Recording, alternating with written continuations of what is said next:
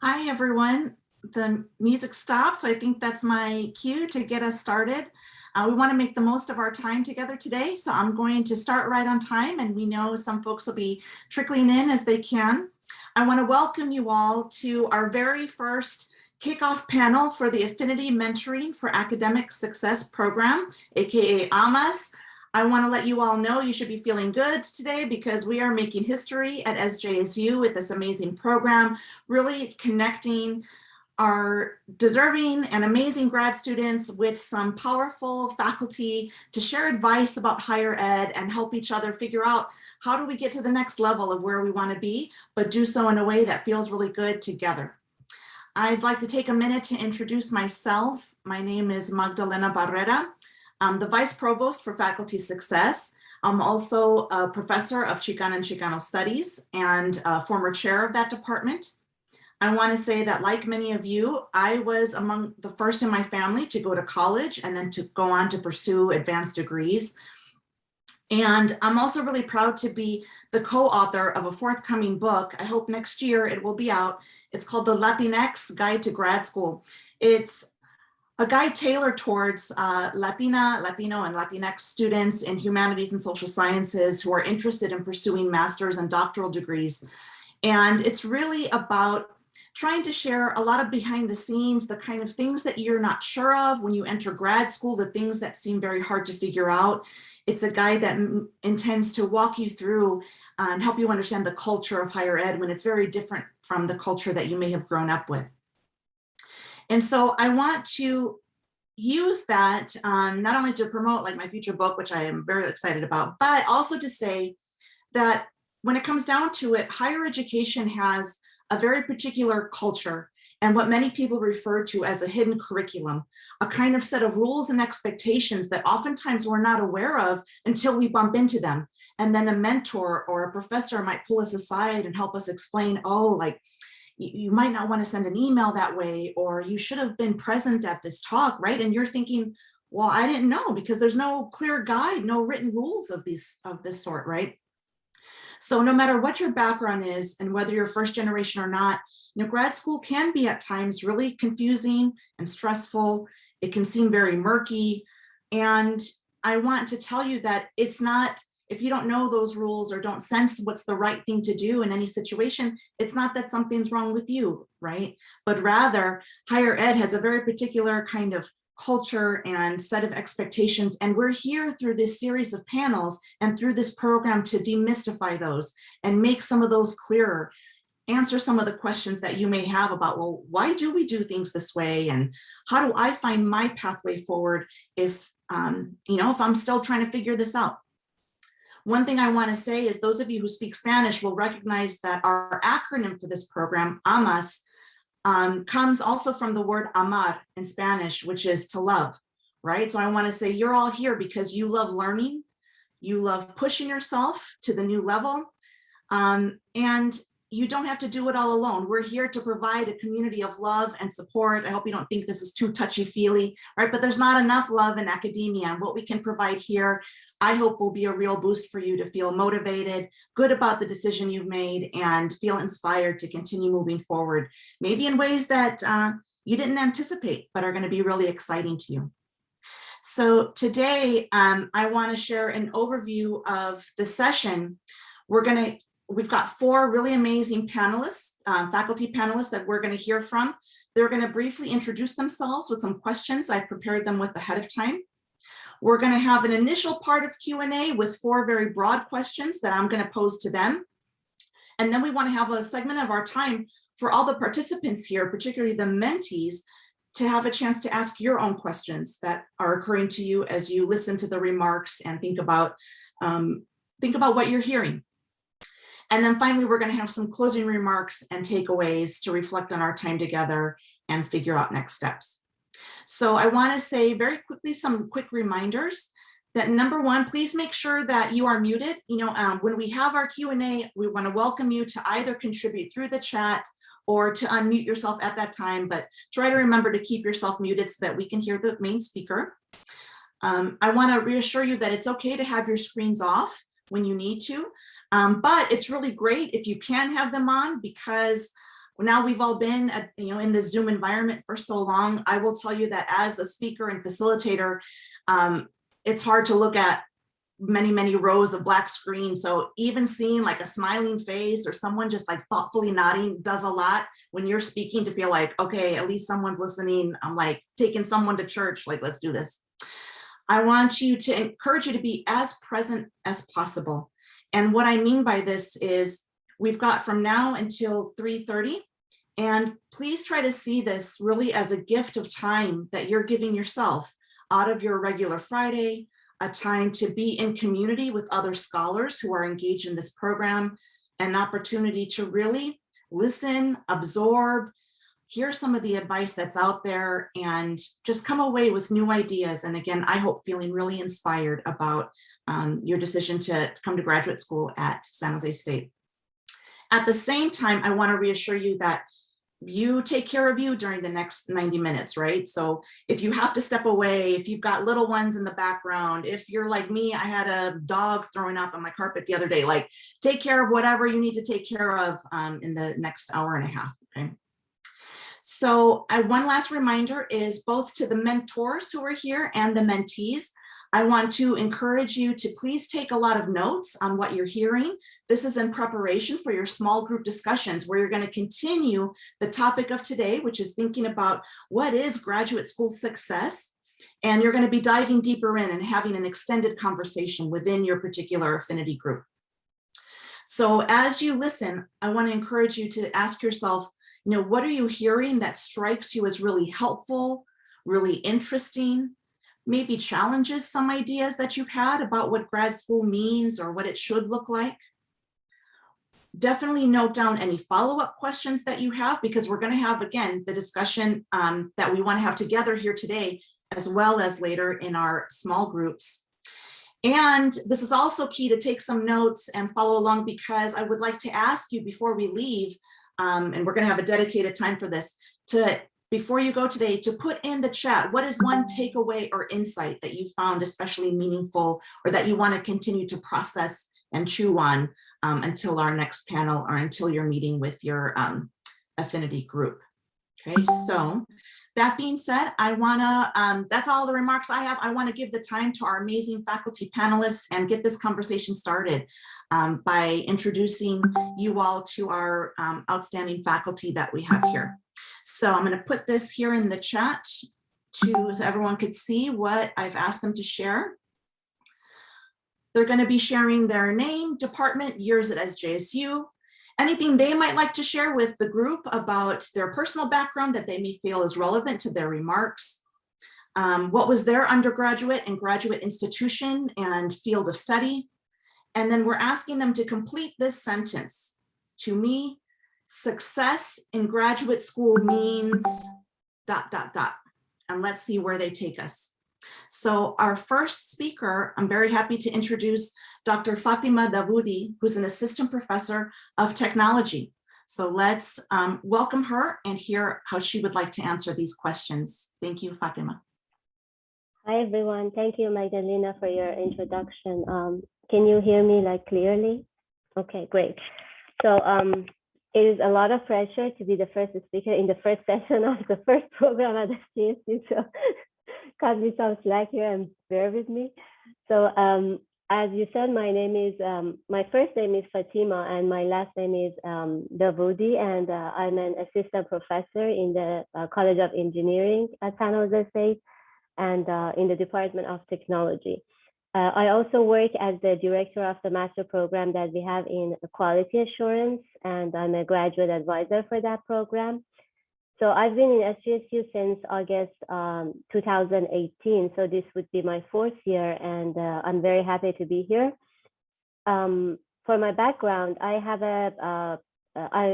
first, something that maybe many mentees can relate to is that I came to US as an international student, and then back home I had a bachelor degree in mathematics, and I came to US to pursue my education in industrial and applied engineering, and then finished my PhD at Iowa State University in industrial technology and manufacturing system, and at the same time I did a minor in statistics as well. So And then I came to SGSU to pursue my academic dreams and profession.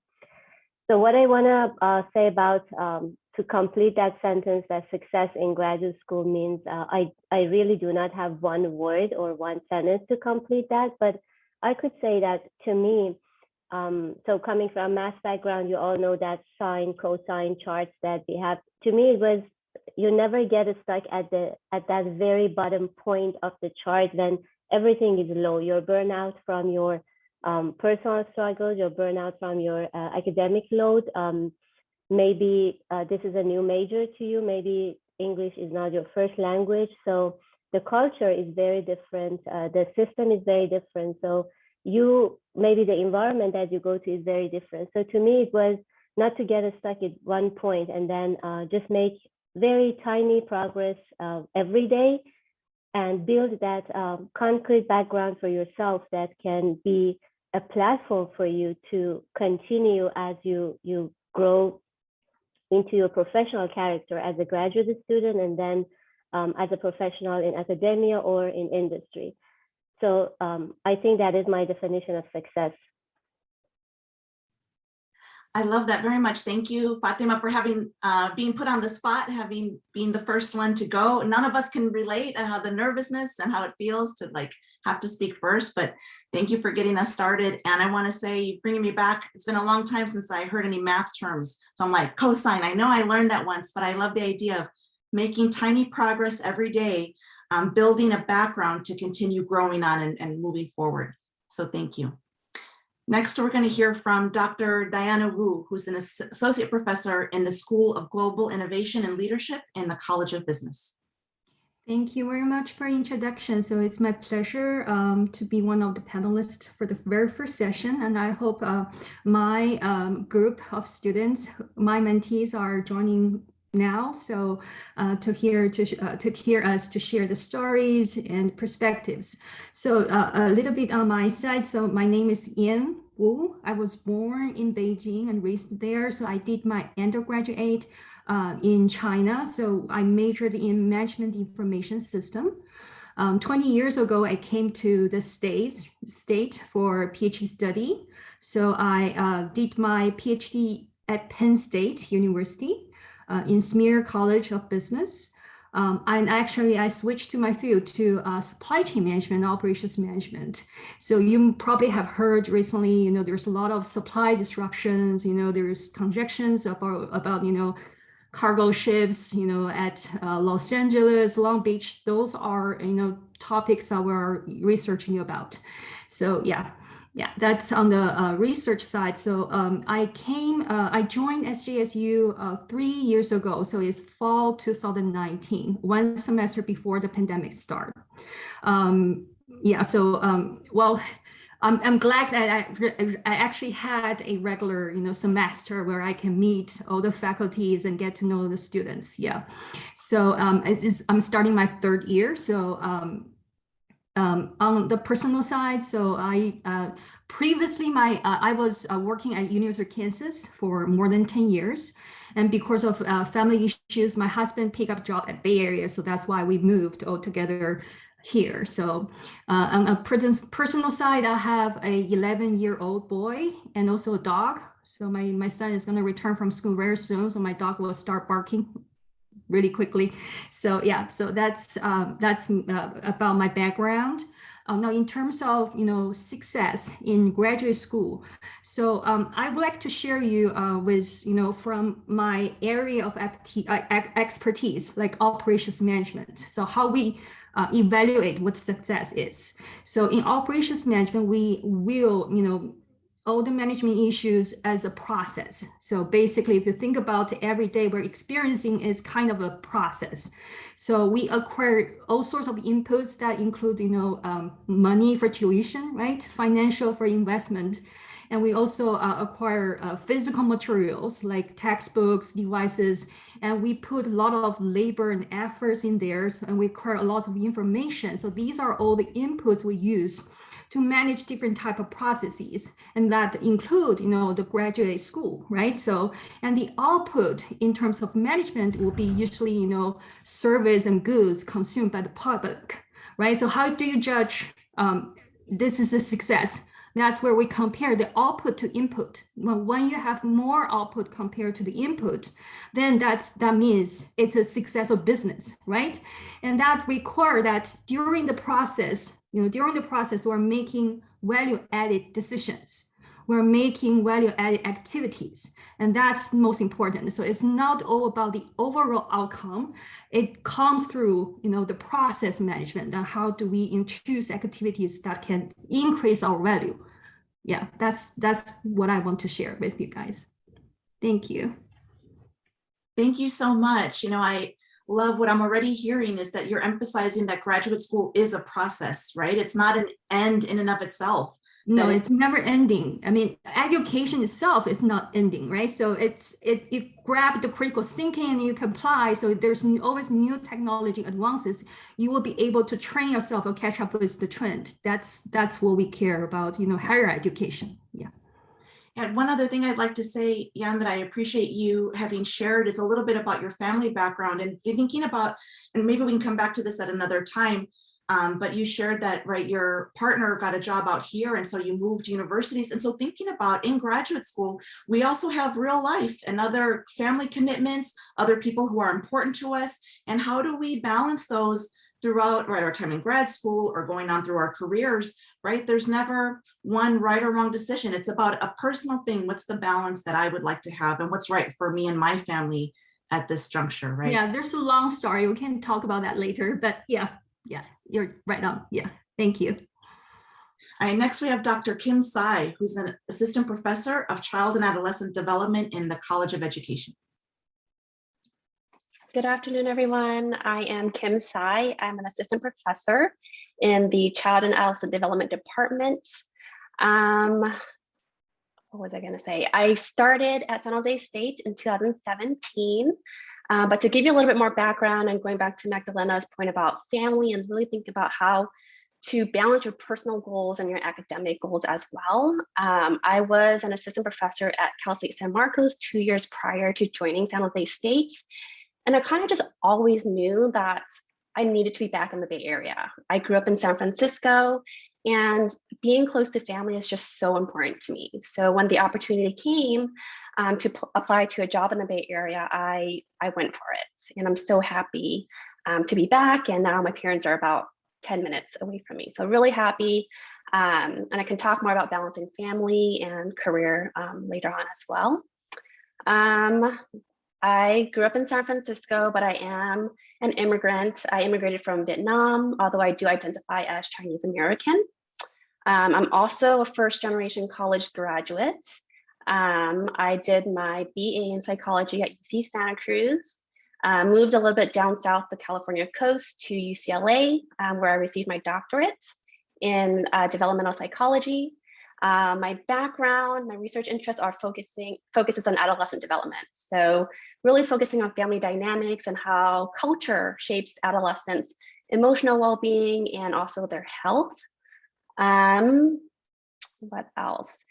So to me, success in graduate school, and I'll keep it short, but probably come back to this message throughout today's panel. I think success to me in graduate school really means finding joy in what you are doing. Do you like what you're doing? Do you find what you're learning interesting? I continue to really love learning about adolescent development and really expanding my knowledge in this discipline, and I never get bored. So I feel like I'm successful in those terms. Really wonderful. Thank you, Kim. And I just want to appreciate what you just shared because it relates to something from my own experience. I went to my PhD program thinking I was going to study a particular thing and took a class that really sparked my interest in a whole different area, right? So just thinking about, sometimes it feels scary to think, well, I thought I was going to be doing this, but I'm really more interested in this other area. How do I make that move? And do you have the courage to do so? And where's the joy, right? And how do we move forward in pursuit of that? So such a great point. And last but not least, I'm happy to welcome Dr. Nisha Garun-Patkar, who's an assistant professor in the School of Journalism and Mass Communications in the College of Humanities and the Arts. Okay. Thank you, Maggie, for the introduction. Really nice to see so many people here along, with so many new faces. Some of them I've seen on campus when we would have in-person classes. I think I'm a very visual person, so I love to remember faces. To introduce myself, oh, you're hard. Are you not able to hear me? Somebody said hard to, okay, hard. Oh, no, yes, I hear you, thanks. Okay, so I'm an assistant professor in the Department of Journalism and Mass Communication. I joined San Jose State University in the spring of 2018. I finished my doctoral degree at Ohio University at the Scripps School of Journalism. It is considered as one of the top 10 journalism schools in the United States.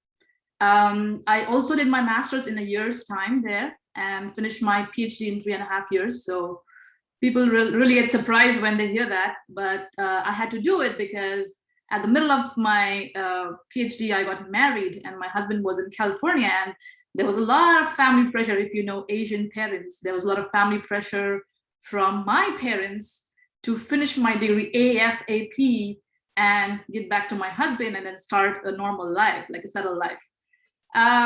Prior to doing my master's and my PhD, I was in India working as a journalist for about 7 to 8 years. I was working for a couple of national and local newspapers. And prior to that, I finished my undergrad degree in psychology at the University of Pune. So you might ask me, why did you shift from psychology to journalism? There's an interesting story. I mean, just to keep it short, I loved meeting people. And in India, your parents are always supporting your education. So you don't technically go and work in a coffee shop or as a retailer. You just basically just live your life, enjoy your life, study, and then that's your laundry or your food and everything is good by your mother, So I was living a luxury life, and I loved meeting people, but I also wanted to make the most of my time. So I thought, why don't I write for a local newspaper? I was covering campus news. I was covering the universities which were around, and I was covering stories, and I was getting paid for it. And I loved getting paid for my extra time. And I realized, I think I really liked writing. So why don't I just jump into journalism? So I did a really small course in India, and I began working as a journalist. After 5 years of working as a journalist, I could literally close my eyes and edit stories and make pages. So it got really boring. At the same time, there was a small university, and they said that, why don't you, teach? Because we don't have people teaching new media. Blogs were a big deal at that time. So I began teaching. I was a young professor, and I loved the response my students gave me. They said that, they really learned from me. And my mother was always a teacher. She would give tuition to students. And I said, I think maybe teaching runs in my blood, so I got to do something. That's when a colleague, another journalist, he said, you are really bright. Why don't you do a doctoral degree? So I started looking for resources in India, and I said they weren't really great resources or great universities. So he suggested, why don't you apply to the US? And that's where my journey began. And, I wanted to get into the doctoral program directly, but when I communicated with the director, he said, you could finish your master's early and then get your PhD at the same time. You could transfer credits. And I said, okay, fine. And I didn't have any time pressure at that time because I was young. But in India, parents are like, get married, get married, get married. So there I was. I finished my master's in a year's time. And my mom, my dad were like, how you're gonna get old? You're gonna finish your PhD and then you're gonna get married? You're gonna get old at the end of 7 years. And I said, okay, fine, go look for a guy. And there I was looking for guys on the internet, which I was like, woo, how can somebody get married on the internet? But there I was, that was the only way to meet Indian men online, because there were just literally no men in Ohio, in the small town of Athens. So there I was looking for individual men and then talking to men. And then, I found my partner, we got married. And then there was the whole pressure of finishing grad school. So grad school was a really great experience for me because I was pushed from this really luxurious environment of having things, done by someone else for me, I was pushed into a new culture, an American culture, where I had to be independent. I had to do all my things all by myself. And then there was, in a year's time, there was this whole pressure of finishing even before I had, had a solid something on my hand. So for me, grad success comes from my personal experience. I think grad success is like setting small goals for yourself and achieving those. And yes, giving yourself a deadline for it. I think that deadline is necessary. Yes, you can change your goals, you can change when you want to achieve some goals, but for me, it was always about smaller goals, like finish my master's. All right, fine. Okay, I got married. All right, fine. Now let me finish my courses. Okay, all right, I finished my courses. Then let me finish my dissertation proposal. So these small things were really, really important. And I think once you think that you're capable of achieving these goals, you know, you are more confident. And for me, there was a lot of pressure from my own advisor, because when I got married, he began asking me, are you going to go back to California? You know, it's a land of opportunities. Why would you want to stay in Athens? And I said, you have to trust me. I'm here to stay. I have a full scholarship from the university. Why would I go back? You know, why would I go to California? So it was also about proving to people around me that I'm here to stay, I'm here to finish. So I think grad success is all about your own personal goals and achieving these goals.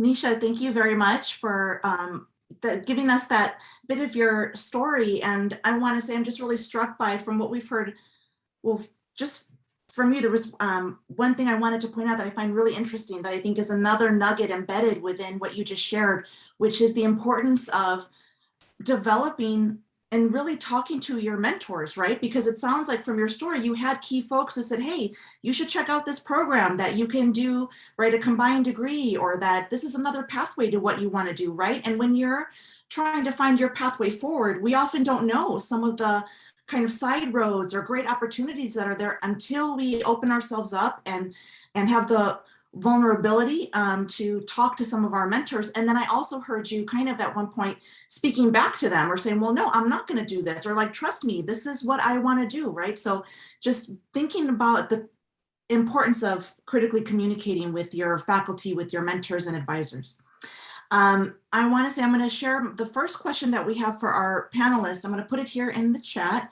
And while I do that, I want to remind everyone that I want to thank you, Lillian, for modeling this. Please feel free to use the chat to put in some additional comments, questions, especially if you relate. This is very helpful, again, to the speakers to know, like, oh, all right, people are connecting to some of what I'm sharing.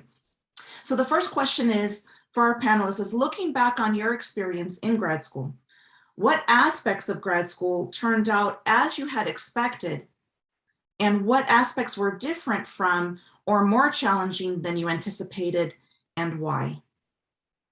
And so let's open it up. I don't know who might like to tackle that first. What about your grad school experience was like, yeah, this is what I anticipated, whether it was easy or hard, but then no, here's this other area that turned out to be way different than what I expected. And tell us a little bit about that. I could start. Okay, thanks, Nisha. So one thing I did not know about grad school is they pay you for your education. If you get a scholarship, and you know, I was a good student, so I asked for a scholarship, and you know, they gave me one. I had full tuition waiver, and I thought I could really not sustain myself in grad school because of the whole budget issues and money issues. I didn't want to ask from my parents, and I've seen this with my undergraduate students, that most of them are like doing 2 jobs, supporting their parents, supporting their families, and it's all about money. And then when I ask them, hey, are you interested in graduate school, master's? No, I want to go back, get a job. Why? Because I want to support my family. Then I tell them, do you know this? If you get into a good school, you get a full tuition waiver and a fellowship, and you literally get paid for studying. And I think that was an aspect that I did not know about graduate school. And I was really happy that I got full support from my university. And even when I had to attend small conferences, they always paid us for these conferences. In fact, I would say when I got a paper accepted and the conference was supposed to be held in Japan, my full expenses were paid by my university. And I was a grad student at that time. So it was a really amazing experience for me. Thanks, Nisha. I want to say we got folks saying like, wait a minute, paid for school? Like, I didn't even know about this. So one takeaway here is really ask about funding opportunities, whether for travel, whether for different, what scholarship opportunities are there? That's an important thing to talk to with your advisors within your department, et cetera. And I want to say we're going to have a whole session of one of these big panels dedicated to the finances of grad school and how do we find these kinds of opportunities. So there'll be a lot more coming on this topic at that session. Who would like to speak next? Again, tell us a little bit about what was like you anticipated in grad school, what was a little more challenging.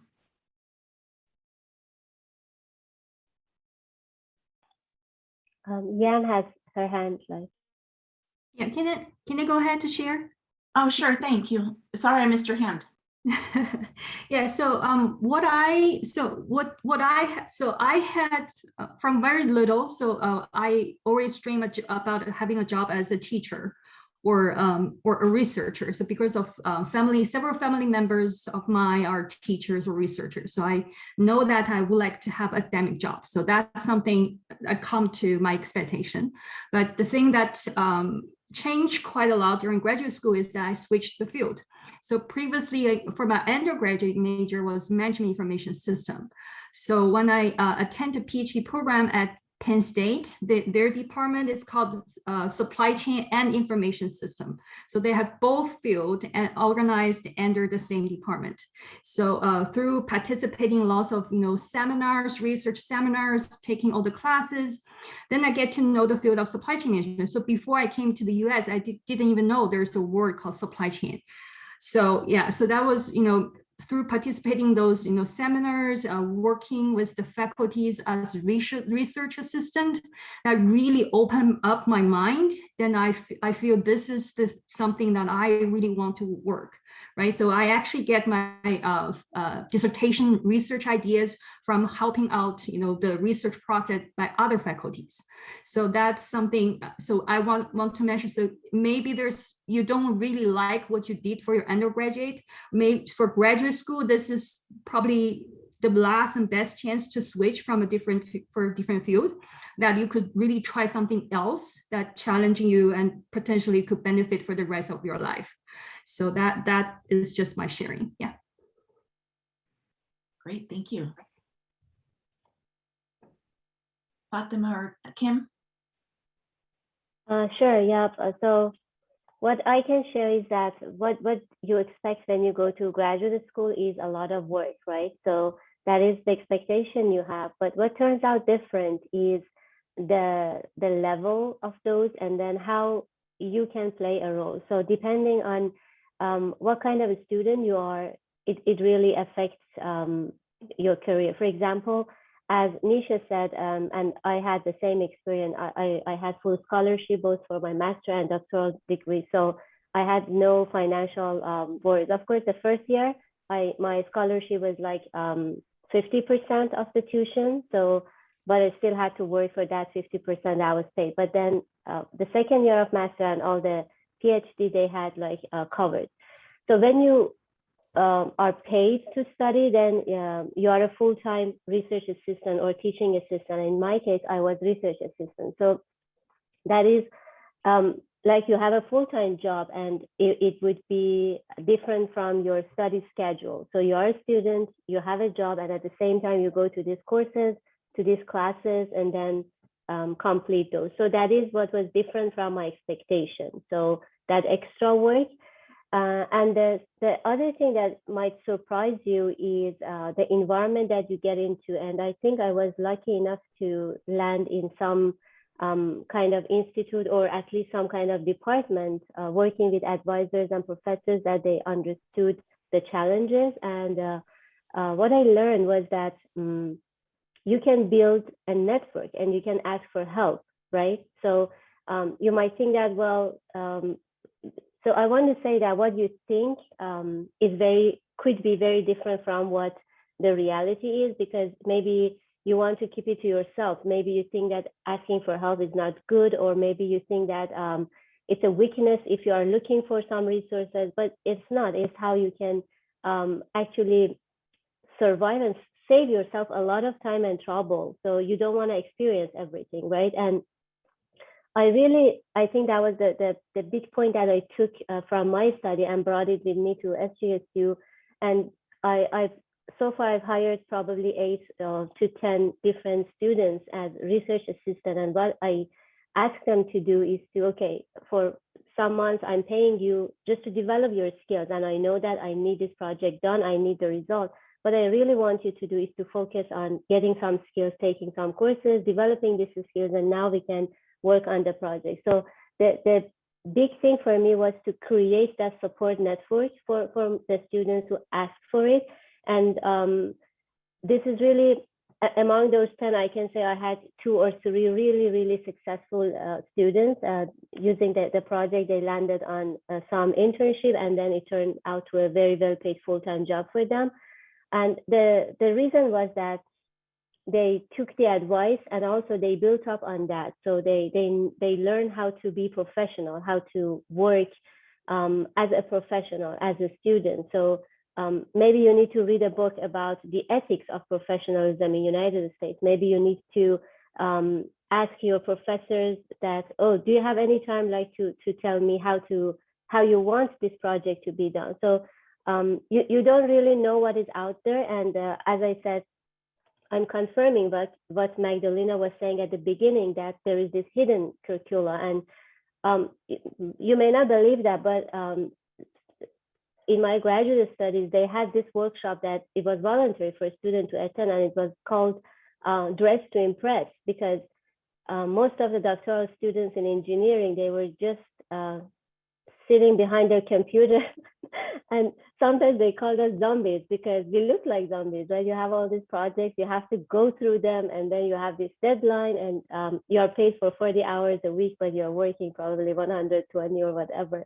So they want you to get out and to know the world that is waiting for you. And the good thing is that no matter how challenging it is, if you are the person who likes to accept the challenge and build up on it, there is a very good outcome. And there's a lot of bright thing awaiting for you. So that is the experience that I have. And I'd be happy to share more if anyone has any questions.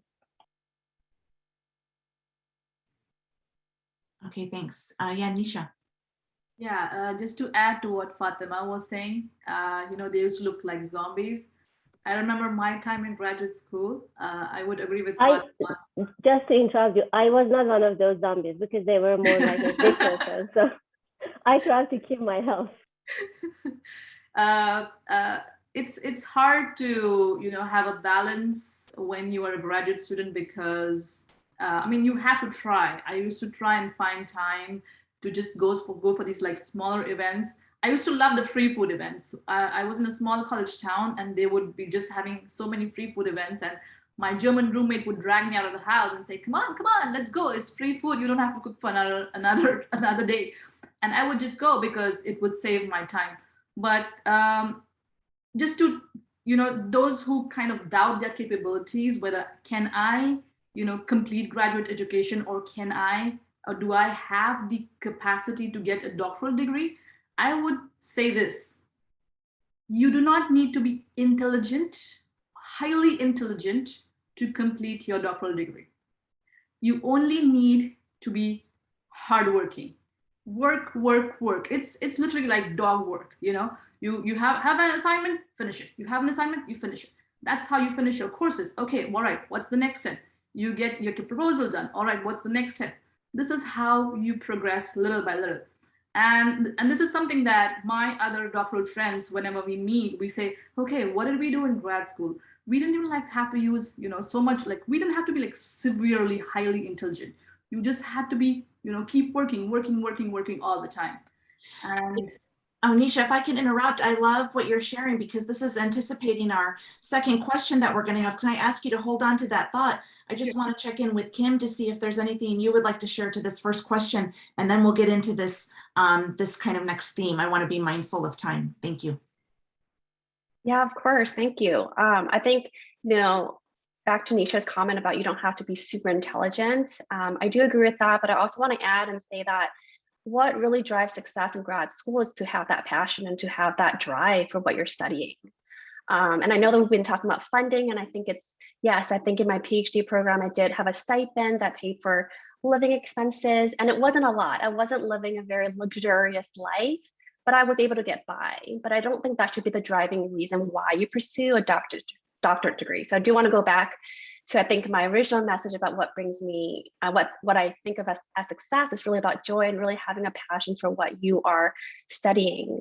Keeping in mind that for those of you who are pursuing grad school, not grad school, but a PhD program, if you are thinking about that, it's another, 5 to 7 years. And so you really, really, really need to like what you do.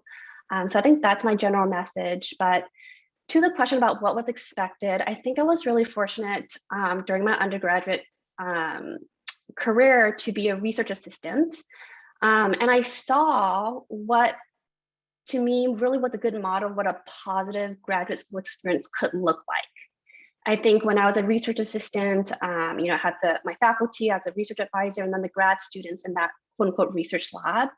And I just saw and I really admired how collaborative they were. They were each other's fans. They cheered each other on during different milestones, like your thesis proposal, going on a job interview, preparing for a research conference. And I was like, that's what I want when I go to grad school, a PhD program. And so that's what I was looking for when I applied and when I interviewed for grad programs. It's like, I was also kind of interviewing them. I was kind of checking out the vibe. Do people like each other here? Are they friends? Can I see myself as friends with them as well? And so I think in my particular situation, I was fortunate. I think I had an overall very positive experience in my doctorate program where I became really good friends with the other people in the program, and we're still friends right now. We support each other. We're each other's fans, throughout our different steps of our careers right now.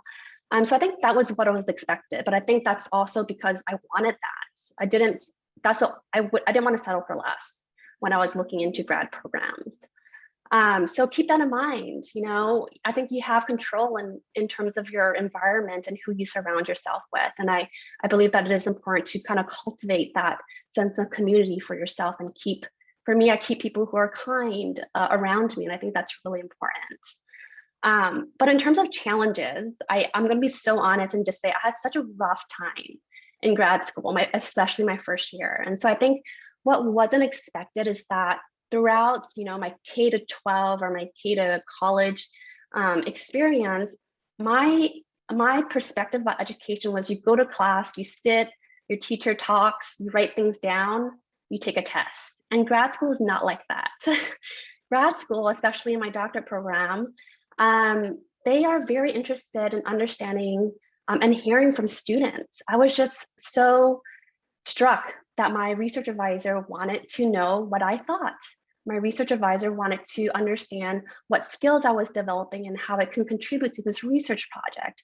And I didn't expect that. I really saw education as very unidirectional, that there's this hierarchy that my advisors, higher up or the other older grad students, I looked up to them and I put them on this pedestal and I was afraid to use my voice. And I think that I really had to unlearn a lot of those dynamics. And again, I just feel so fortunate that I was in a very safe and supportive environment in grad school that really made me feel safe to use my voice and to contribute my thoughts. But it took a long time for me to get there. I always just thought, well, you're older than me, you must know more than me. I can't possibly teach you anything. And that's not true at all. Even now as a professor, I always look to my students and I want to learn from my students. And I think they have so much to offer to me. So I think that's what was both expected and also challenging in my experience. Kim, thank you so much for what you just shared. And I want to say one of the things that I really hear emerging from your comments in particular, right, is that as an undergraduate, you may have particular skills that made you a good student, but that you find in grad school, you have to adapt those and take those up to the next level because you are at a different level, right? So as an undergrad, your responsibility is to learn and consume knowledge. In graduate school, you're becoming a scholar who also contributes knowledge to those conversations, right? So you are taking more control and ownership over your education. The professor often leads class much less. They want it to be a discussion and a dialogue, and you got to stand toe to toe with them. And that's often hard to do, especially when you know, Kim was just sharing this, you feel like, who, me? You know, like, what do I know? I'm sitting here trying to learn stuff, right? So this gets into our next topic, which is, some of you may know this term, right? The imposter syndrome is a term for when you start to doubt your abilities or worry that other people, primarily your professors, maybe the other students in class, will perceive you as being ill-prepared.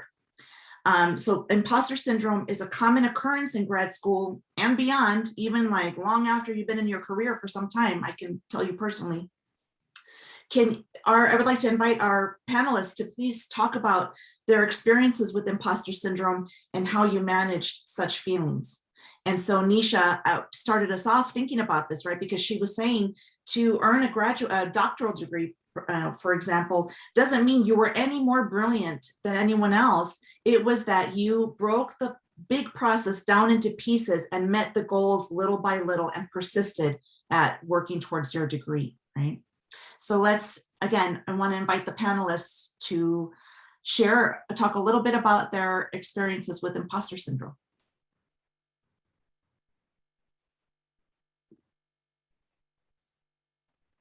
I'm happy to start. I didn't know about imposter syndrome until probably halfway or towards the latter end of my graduate school career. And I wish I knew sooner. I actually learned of the term when I attended a very similar panel just like this, where junior faculty were talking about feeling like the imposter. I'm like, wait, that's how I feel. And I wish I knew that, you know, long time ago, so that I wouldn't feel so isolated in my own experiences and in my own challenges trying to navigate grad school. So again, you know, my first year of grad school was just so rough. I felt like everything was so new to me. Yet at the same time, I felt like I was supposed to know things already. You know, like there were these expectations held that I had to meet, but I didn't have the skills. And I really felt like I was struggling. I was not doing well in my classes, but I felt like everyone else was doing just fine. So there must be something wrong with me. And this is just a challenge I have to figure out on my own. So I think that can be super isolating. And I think I just realized that transitions are very difficult. And especially that transition to grad school, it's a very, very steep learning curve. There's a lot of new stuff happening.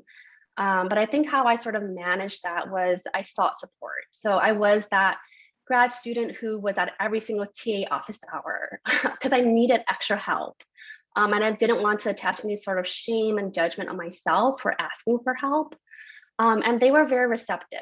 And I just told myself that I'm just learning differently and I need that extra support and there's nothing wrong with that. So I think for me is, yeah, be okay asking for help, do it early, and find people who you trust. Find people who you trust who you can go to for guidance and for support as well. And also there's a lot of people who care about you. I think I was also just in my own head thinking about that there's no support out there, but there really is. And I think there's a lot of kind folks around who really do care about your success. Excellent, thanks. Fatima or Ian, would you like to share? Sure.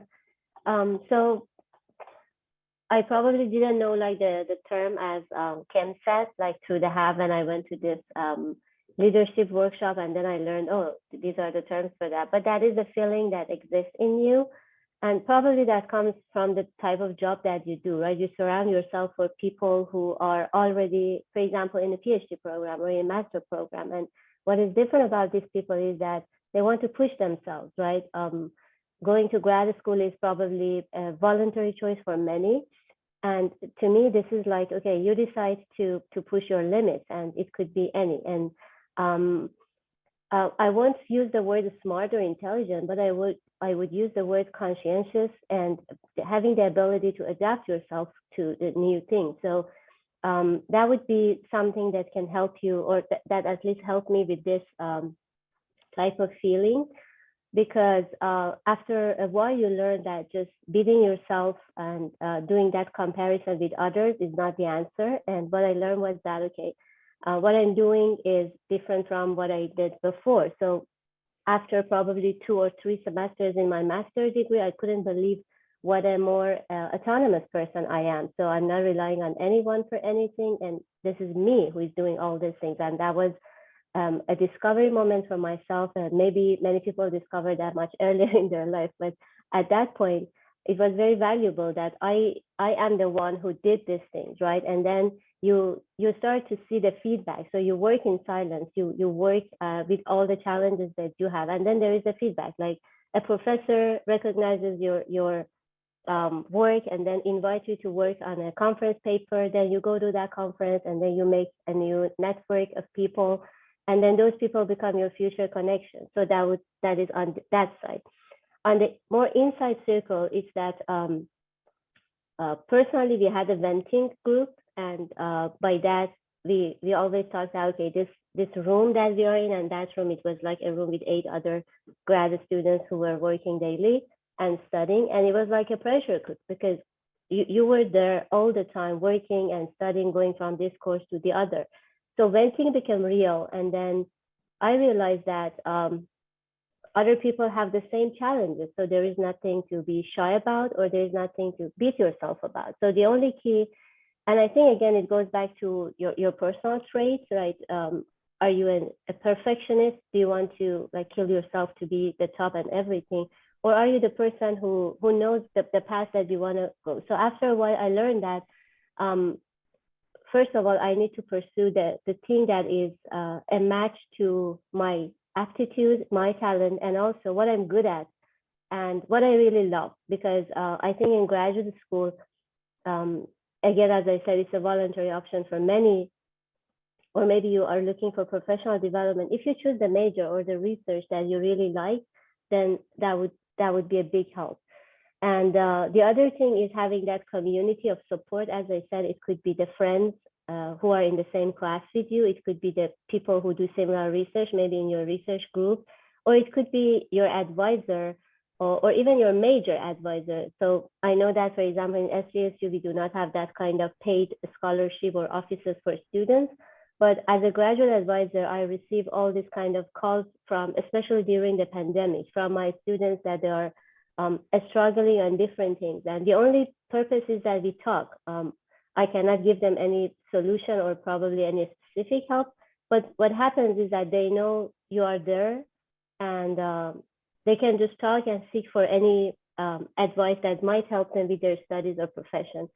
So I think what makes it really less challenging for me in case of imposter syndrome is to know what I want, and to have a support group that you can build one by one. And I still have that support group because even landing in a faculty job, you still have a lot of challenges, no matter in any job, I guess. So you need those people around you to help you have a clear view when you feel down and then you feel really challenged. Great, thanks. Who might like to share next? Yeah, go, please. Yes, so I am going to share, it's not happening, starting not happening in graduate school, but it's actually the first semester or first year for as a assistant professor in my previous academic institution. So it's, I was assigned to teach a large class, which is, 400, 500 students, and teaching the introduction to statistics. And because this is my first semester of teaching as a faculty, so I spent tons of time preparing for it. But toward the end of the semester, when you look at the teaching evaluation, it was a totally disaster. So I still remember some of the the comment I got. Some student wrote, how can someone who couldn't speak a proper English get a job? So comments like that. So I mean, as an international student, so I know, it's not my native language. So I'm still trying to improve. So sometimes I even check with my son, am I pronouncing this correct? This is a long way to improve. But I mean, at that point, I truly doubt myself whether I can be a good professor or not, because this is a dream job I had wished, and I believed myself in the past I will be able to do a good job. But that time was really disappointed, and I cast a lot of doubt on myself. But then I start talking to my mentor in the department, and then I start thinking, no, it's not just merely about accent or speaking proper English. Is if I can construct my teaching, organize my teaching materials in a way that even I'm teaching with an accent, student can still fully understand, then that wouldn't be any issue, right? So and then I start, taking those teaching workshops. There's sessions dedicated on how to construct or instruct a large session of classes. It requires a very different skill set and a different approach and techniques. So that really helped me to go through that very difficult time. Yeah, so I just want to share that. Yeah. Thank you. Nisha, I wonder if there's any, let's circle back to you as you started us off thinking about this thread. Well, yeah, I mean, just like the other panelists said that they did not know what an imposter syndrome meant. And now that I understand it, I would say being an international person, being in a new culture, being among a majority white community in a small town of Ohio was always intimidating. And I think forming a community, just like Kim said, was really important. We as grad students would have our own office. We would share it. It was a huge room and we would share it. And most of the doctoral students were older than me. And, whatever fears, issues that I had, I would always go and talk to them. And that really helped because they would, give me advice. This is how you should do it. Even like taking classes. Should I take this research class with this professor or this one with someone else? And they would say, okay, how do you want it? Do you want more work, or do you want to, become more like, you want to understand the subject much better? Then you take it with this other person. How do I plan my coursework? Which classes should I take first? How should I combine it with other easier classes? And I would always go to my seniors and ask them, I'm taking 2 research classes. Should I take another research class? Like, no, you can't do that. You have to take just 1 research class and some easy classes. So I think those fears were always mitigated with help by forming this community the small little community that we had among ourselves. And it was always easy to, always, like, even now when I need some help, I haven't been communicating with them that often, but even now I just message them on Facebook and they're like right there to help me. So I think forming that community is extremely essential in grad school because, okay, there's somebody who's gone through this experience. If they have succeeded, I can succeed. And I think that is the feeling that would always keep me motivated, that I would always fear I might not finish my doctoral degree, but I would say, hey, look, there's somebody here who, probably was way away from their home, did not know anyone here, and still finished the PhD. So I can finish, I can do it. That was always something that I kept telling myself. It was hard. I was just asleep for 6 hours for about 1 year when I was writing my proposal and my dissertation, because I had to finish it. So it was only 6 hours. I had become a zombie. But then the whole idea was to finish. So as my advisor said, a good dissertation is a done dissertation. So my whole point was finish, complete. That is something that I would tell myself every morning when I would wake up. Thank you. I just find it so powerful to hear from you all as colleagues. You're just thinking about the importance of just releasing the shame and reminding yourself it's okay. I'm not, why am I expecting myself to already know the things that I came here to learn? And let me reach out, ask for help, find the supports, create community to keep me going on this path.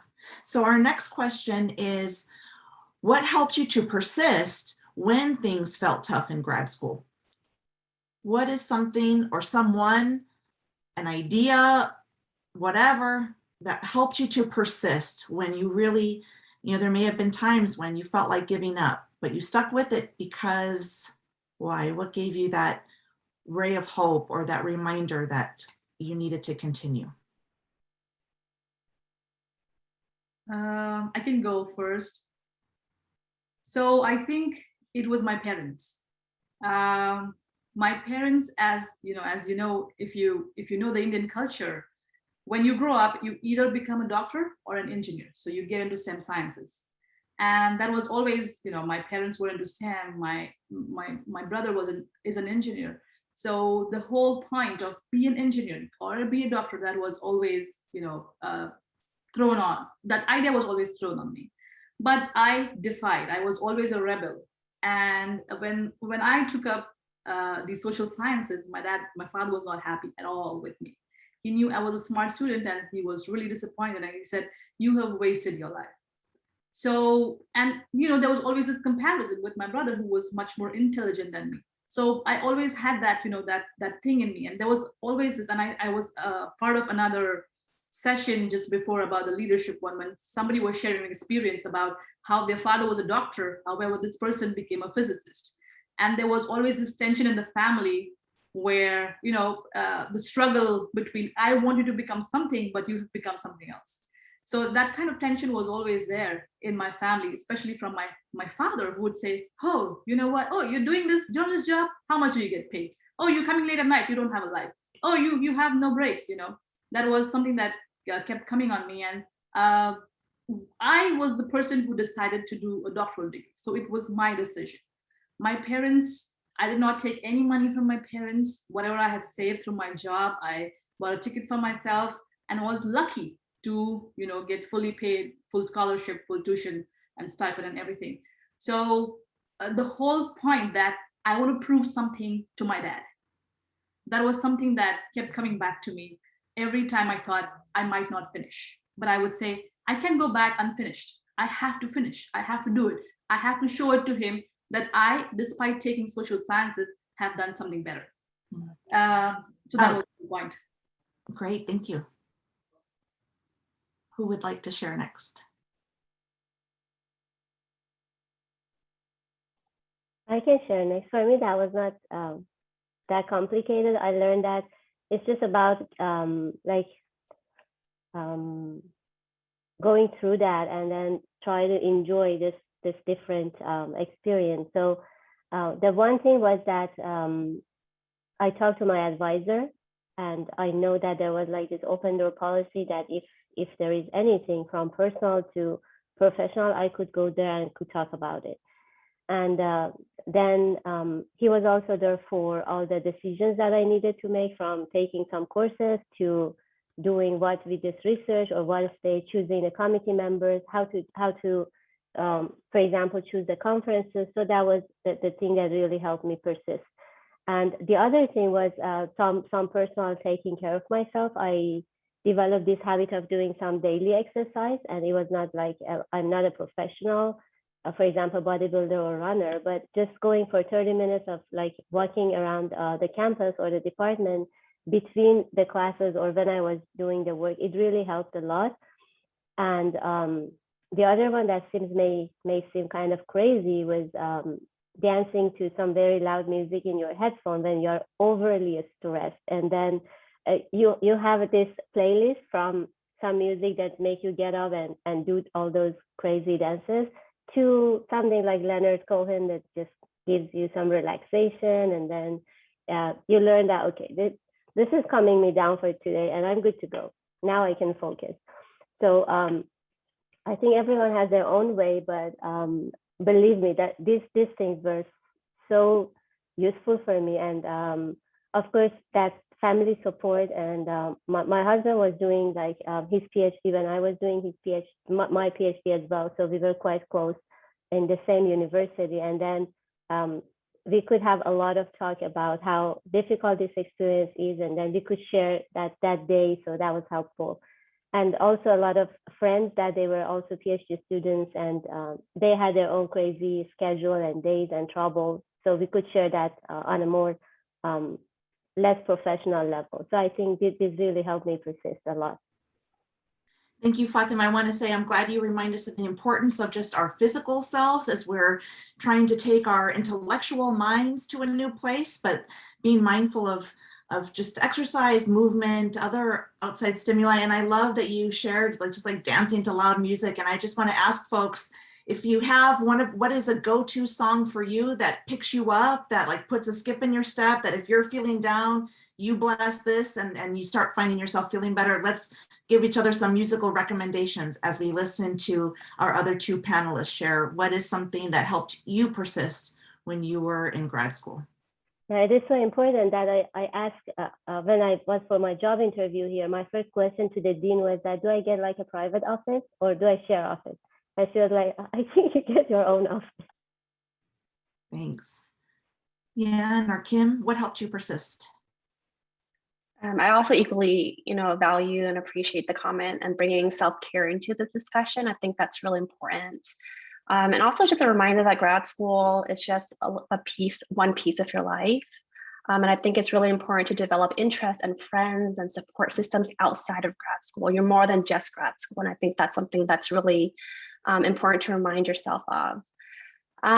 When I went through challenges in grad school, oftentimes I like to turn inward and really reflect and remind myself, why am I here? What's the purpose? What was my goal in wanting to be here? And I think taking myself back there and really grounding myself really, really helps. I wish I can give like a more tangible example right now off the top of my head. I can't think of one. But one example is when I was actually applying to grad school and I was writing my application. And I just knew this was not coming from it wasn't really my truth. I was just like writing a grad student that I think they wanted to hear, but it really wasn't a reflection of what I wanted to do and what my interests were. So I just ripped it up and I started over. And I think in that process of doing that, it was me turning inward and just saying like, Kim, what is it that you really want? What are your goals? And I think always just going back to that and allowing that to drive me forward. And yeah, grad school is challenging. And I think I can look back now and say that I'm proud of myself, for overcoming those challenges. And if it wasn't challenging, it probably wouldn't feel as rewarding or as such a big accomplishment. And I think this sounds very cliche, but we can do hard things and you have done many difficult things before. So think back on those challenges and just know that you can really overcome those. Thank you. Yan? Yeah, I share a lot of common feelings with all the other panelists. So I just want to for myself, the first year of my graduate PhD study was really tough, especially it's a cultural change. So I came from Beijing and it's as an international student, right? So, and when I first came to the US, I don't know how to cook. And I don't like American food, and I cannot afford to dine out, frequently to look for Chinese food. So basically, in the first 2 months, I lost 10 pounds. So but luckily, I met some other girls during international student orientation. So we actually, help out each other. We cook together. We go for grocery shopping. We don't have cars, so we have to take bus or walk downtown to go shopping. And we do study groups together. So that really helped me go through that most difficult time, I believe, in the graduate school. But another difficult time will be the last year of my graduate school year, because that's the year where you prepare yourself to be on the market and start looking for jobs. So sometimes you may have a good year of market. Sometimes it could be a little bit worse.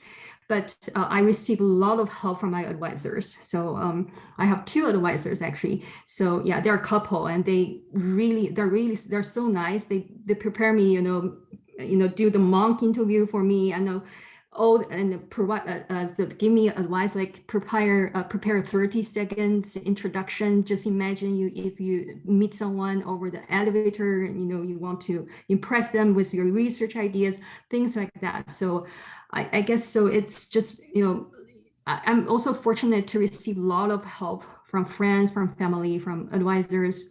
And then another thing I would say is that it's important to establish a regular working schedule, right? So, in the morning, take classes, and at a certain of time you're going to write, or you're going to have open period to do exercise.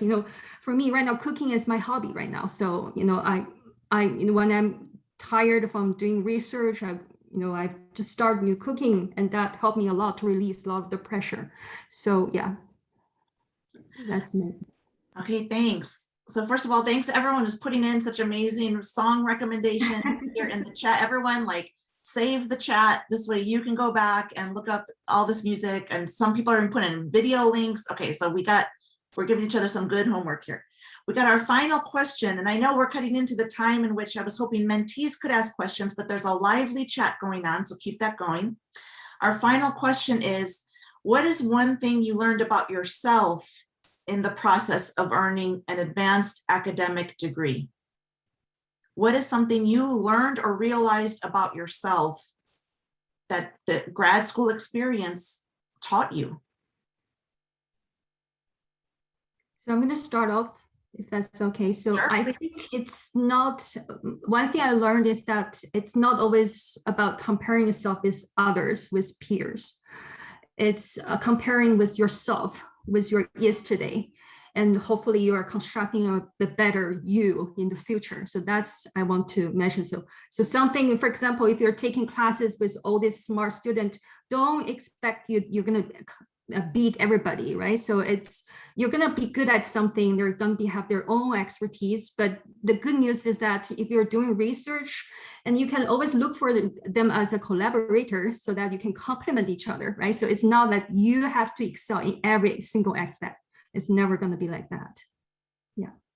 I love that so much. It's not about comparing yourself with your peers, but with the person you were yesterday. So staying focused on your journey, on the things you were here to learn. And in that way, other people's success should not intimidate you. It's just inspiring. It's like, awesome. I love that they achieved that. Like, I'm going to find my way to be at that point, right? And be inspired by that. Let's hear some more takeaways. I can say, on a personal level, I think I learned that I am a more disciplined person, and I was more persistent and focused by the end compared to my undergrad years, or when I was doing my bachelor studies. And I was more focused and more goal oriented. So then my life had a new discipline that, and I was not as carefree as I was in the past. On a professional level, what I learned was that even if I have all these great ideas, even if I'm the smartest in the room, then if I don't put real effort into that work and make it work and show some outcome, then it is useless. So that was the thing that I learned. And the other thing that I learned professionally was that, again, the importance of having a network of support, because without that, no matter how hard or easy your daily life is, you get burned out. And then having that support network really helps. And the struggle is real, but as I said, maybe you come out, definitely you come out a different person, and usually different for good. So I really liked that experience. And when I was doing my PhD defense, I mentioned that it was the hardest, but at the same time, the most fulfilling experience that I had by that time in my life. Great, thank you. Nisha or Kim? Yeah, I could go. So I would say I learned quite a lot of things about myself. One was to be, to take a break. Sometimes you just need to relax, breathe, take a break, and give yourself that time. And even now, when I work continuous for 2 or 3 days, I say, okay, I need a break. I'm exhausted. So I lay back and watch something. So I realized that I have to give myself, my body, my mind some time.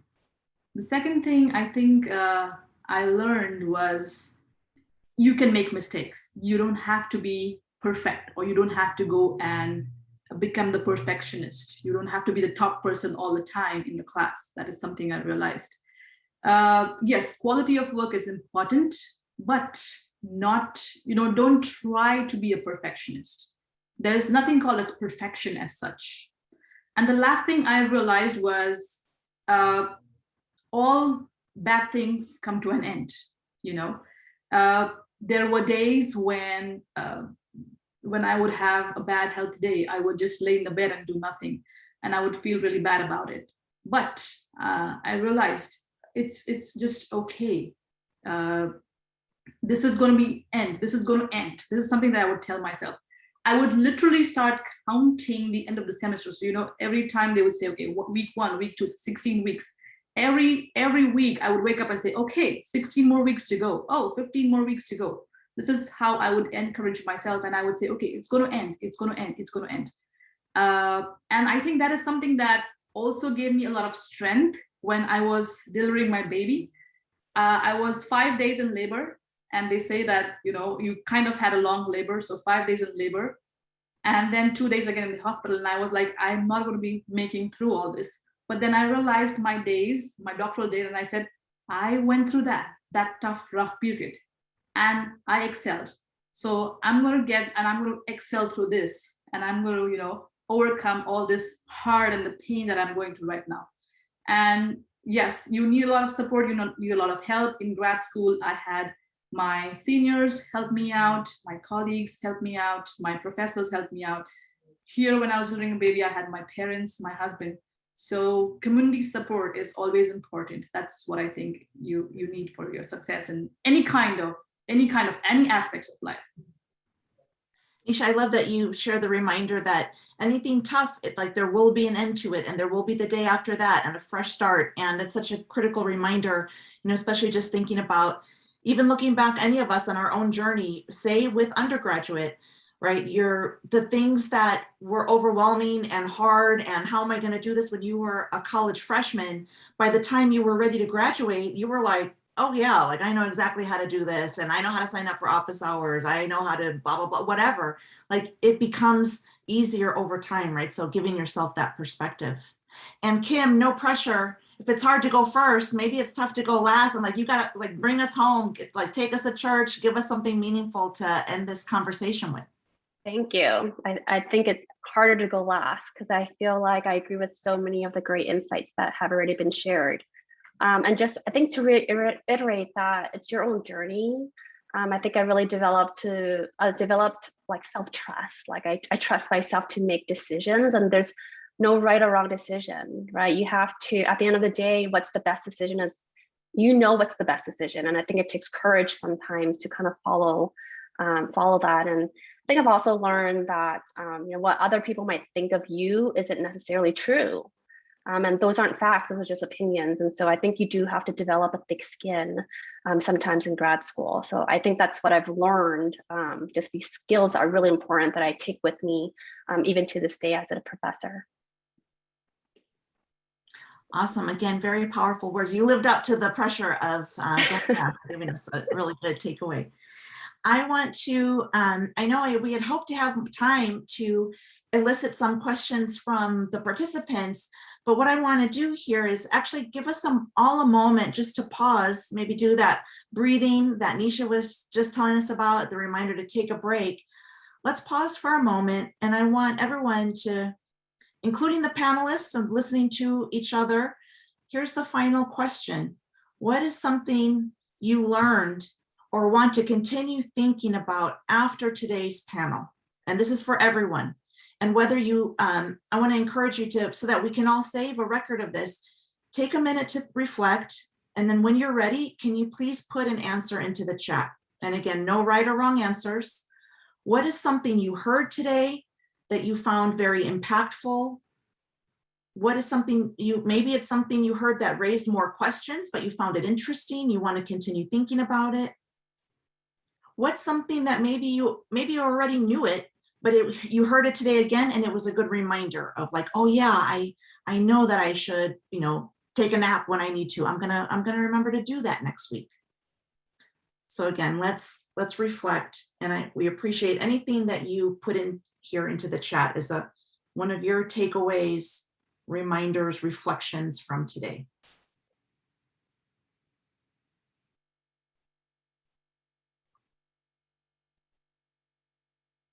So I'm going to share while these come in, right? There's no right or wrong choice, only the best one for you. What other people think of you might not be true. Those aren't facts, they're just opinions. I need to stop being so hard on myself. Grad school is a process, little by little, small deadlines, build up a network. What is your joy? Grad school is less about intelligence and more about tenacity, very well captured. Making mistakes is part of the learning. Discussing imposter syndrome was comforting to know I'm not alone. I love the reminder to find joy. Find the program that fits your needs. We got a lot more about the process. We're on a journey and enjoy the little moments in this experience. Hearing people talk about how they asked for help was really impactful for me. I'm not always good at that, and I don't always allow myself to ask for help. So it was great to hear how that was a part of people's journeys. Absolutely. There's a word that a colleague at another institution taught me once, and it's called, I think she made this up, but I love it. It's called vulnerageous. It's when you are vulnerably courageous. And so asking for help, reaching out to say, you know what, like, Professor, I know you gave us this assignment. I want to make sure that I'm clear on the details.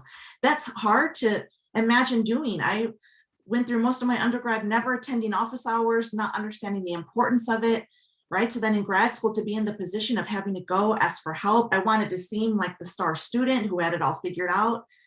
You know, it's hard to be vulnerageous, but I want to encourage you to try to do so.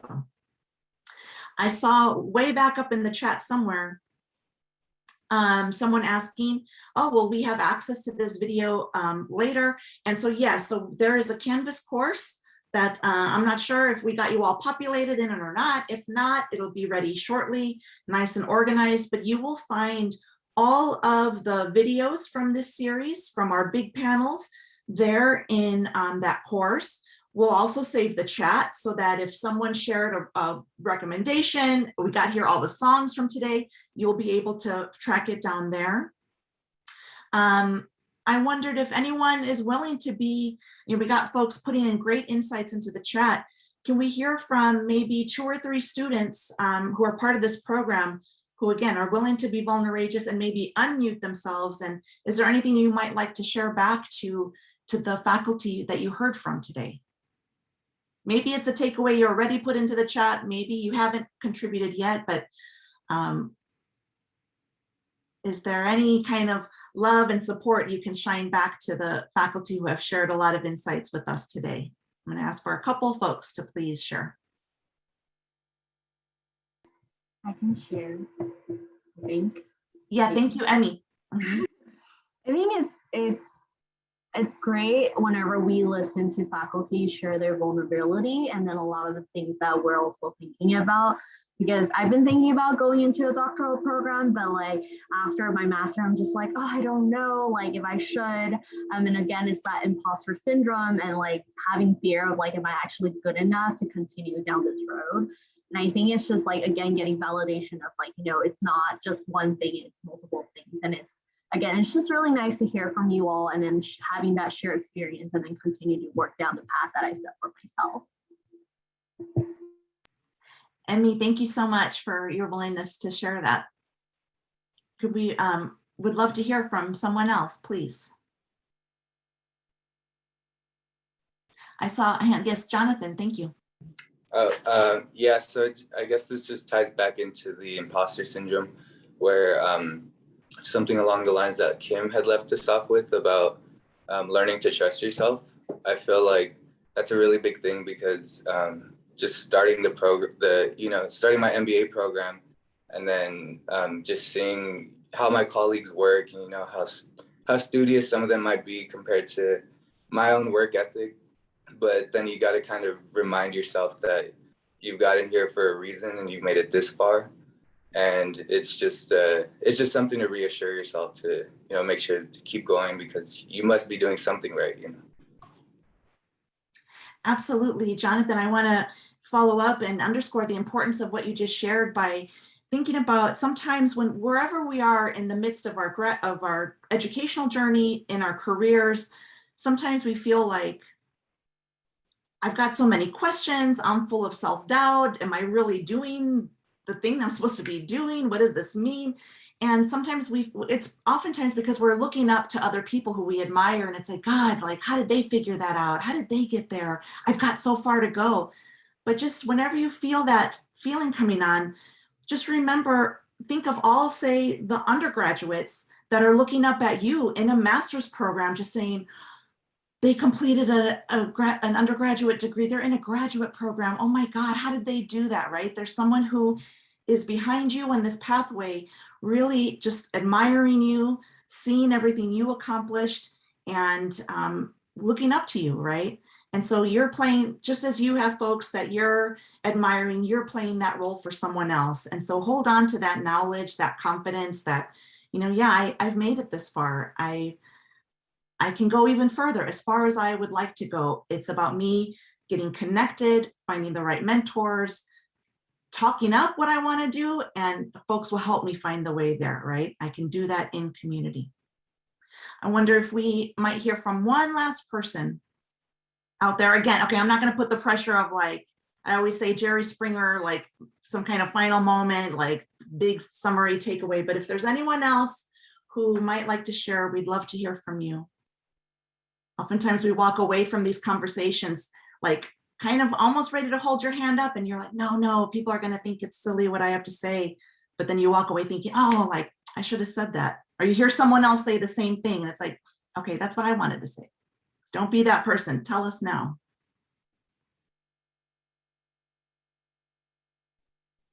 Oh, Yan, please. Yeah, so I just want to remind lots of as a graduate student, so don't be afraid to be the first, to be the person to be the first approach the professors.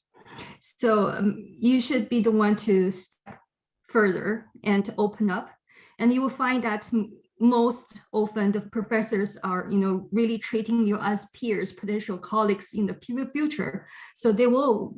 They are willing to share their time experience with you. So then you will be able to find your home and your support from that. Yeah. Excellent, thank you. And I just want to thank, let's, you know, through some emojis or in the chat, let's please thank our faculty panelists for everything that they shared. They really kicked us off with this panel with, honestly, a gift of stories, a gift of themselves, of their experience. And whenever anyone shares with you some of their real life, their lived experience, that is truly a gift. That's also our knowledge, our lived experience, our insights and takeaways is a beautiful gift that we exchange with each other. And that's what this program is all about, for you to know that you're not alone in having questions, doubts, like, how do I figure this out?